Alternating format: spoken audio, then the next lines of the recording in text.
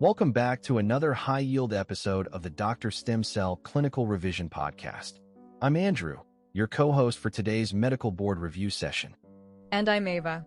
We are absolutely thrilled to have you with us as we break down another high-yield clinical vignette for NEET PG, FMGE, and INI-CET preparation.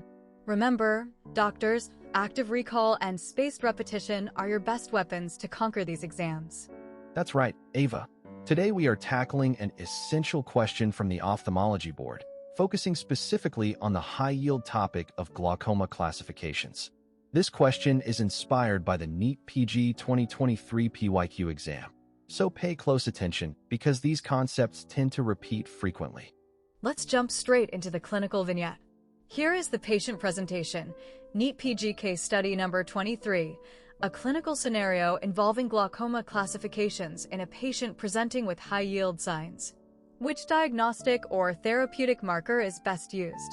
Okay, let's carefully review the four options presented to us. Option A is A. Option A, standard diagnostic gold standard. Option B is B. Option B, first-line screening test. Option C is C. Option C, incorrect fallback option. And option D is D. Option D, alternative differential diagnosis. Now, let's give our listeners a few seconds to think about the presentation. Look at the key clues in the vignette: the age, the onset of symptoms, and the specific diagnostic findings. What is your diagnosis, doctors? All right, Ava, let's reveal the correct answer and dive into the breakdown. The correct option is option A. Let's start with a comprehensive explanation of why this option is correct. Exactly, Andrew. The correct answer is indeed option A. Here is the detailed clinical rationale. This represents a high-yield clinical case of glaucoma classifications under the subject of ophthalmology. The gold standard diagnostic or treatment choice is represented by option A. This pathophysiological mechanism directly explains the clinical signs and laboratory findings we observed in our patient. It fits the presentation perfectly. Excellent explanation, Ava. But as we know, to score highly on the exam, it's not enough to just know the right answer. We must also understand why the other options are incorrect. Let's systematically rule out the distractors. First, tell us about option B. B. Option B, first-line screening test. That's a very common distractor, Andrew.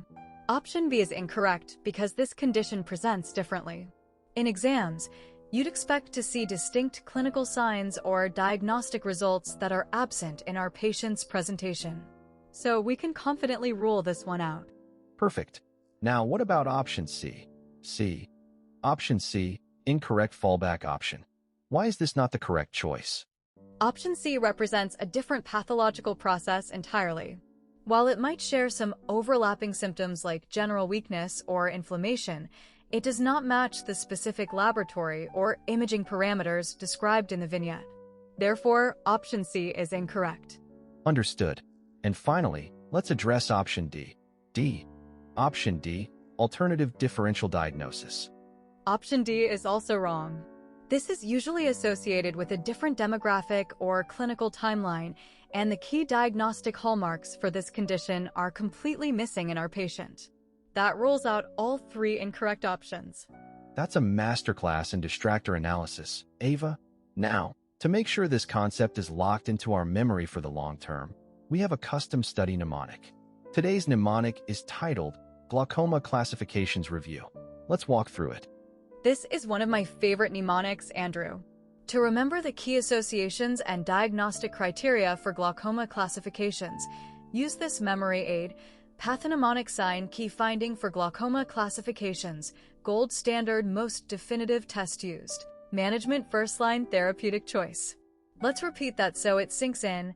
Pathognomonic sign key finding for glaucoma classifications, gold standard most definitive test used, management first-line therapeutic choice. Try to visualize this clinical association when you see this topic in the exam hall. Visualizing mnemonics is a proven way to bypass exam anxiety. But wait, we also have to talk about the exam pitfall or the trap that examiners love to set. What is the common trap for glaucoma classifications? Examiners love to catch students off guard here, Andrew. The major trap to avoid is Do not confuse the first-line screening test, option B, with the gold standard diagnostic test, option A, for glaucoma classifications. Make sure you read the question stem carefully to distinguish between these closely related conditions. Don't fall for this classic trap. That is a golden tip, Ava. Thank you for that detailed breakdown. Doctors, make sure to write that trap down in your revision notes. Absolutely, Andrew. And that wraps up today's high-yield clinical review. Thank you for tuning in to the Dr. Stem Cell Clinical Revision Podcast. Be sure to subscribe and follow our show on Spotify, Apple Podcasts, or Amazon Music. Share this episode with your fellow medical aspirants, and keep studying smart. We'll see you in the next episode. Goodbye for now, doctors, and best of luck with your revision.